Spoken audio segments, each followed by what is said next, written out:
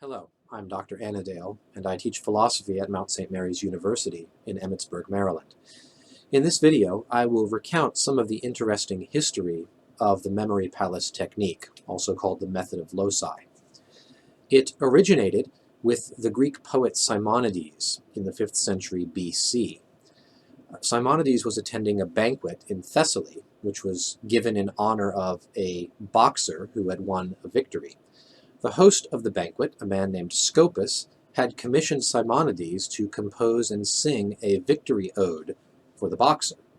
Simonides sang his song, praising the boxer and also praising Castor and Pollux, the demigods who are the patrons of boxing and athletics. Scopas refused to pay his promised fee, instead offering to pay half. He told Simonides, "You can collect the other half of your fee from Castor and Pollux, since you praised them so highly."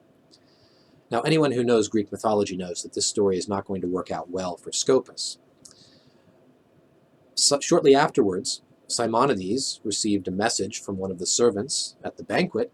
They said, "Sir, there are two young men outside in the street who would like a word with you." Simonides goes out into the street. There's nobody there. He looks left, he looks right, and while he's looking around for the people who wanted to see him, the roof of the banquet hall behind him collapses. The entire building falls in, and everyone inside is killed. The legend, of course, says that the two young men who disappeared were, in fact, Castor and Pollux themselves, come down from the heavens to repay Simonides for his praise by saving his life. But the part that implicates the memory palace comes immediately afterwards. The collapse of the roof was so catastrophic, and that the bodies were unidentifiable. And Simonides was able to help the authorities investigating the scene identify the bodies because he had memorized the names of all the people attending the banquet according to their location around the banquet table. So he was able to put names to bodies, and that assisted with the giving these people proper funeral rites and burial ritual.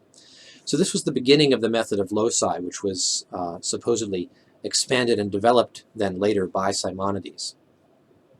The Method of Loci was widely used in the ancient world and in medieval times, up through the Renaissance at least. In the 13th century, St. Thomas Aquinas used this technique. The best source for Thomas on memory is Mary Carruthers' The Book of Memory, a study of memory in medieval culture, published by Cambridge in 1990. At his canonization inquiries, many stories were told about the power of St. Thomas's memory. His students and his secretary, Father Reginald, testified that he often dictated to 3 or 4 scribes simultaneously on different subjects.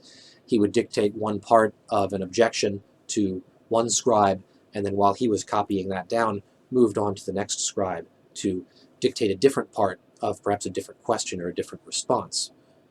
Once, Thomas was attending a dinner with King Louis of France in 1270, during the time that he was composing Part 2 of the Summa Theologica.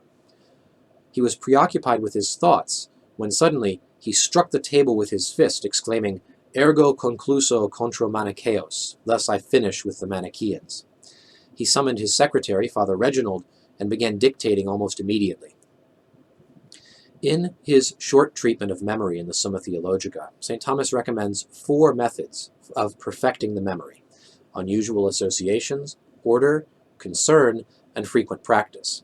These are all aspects of the memory palace technique. The technique works because, St. Thomas says, our minds are by their very nature oriented toward knowing sensible objects. We are made to know them, so to speak. And the Method of Loci simply works with this natural tendency of the human mind. So that's my brief history of the memory palace technique with some stories about its origin and use by St. Thomas Aquinas. Thanks for watching today. Goodbye.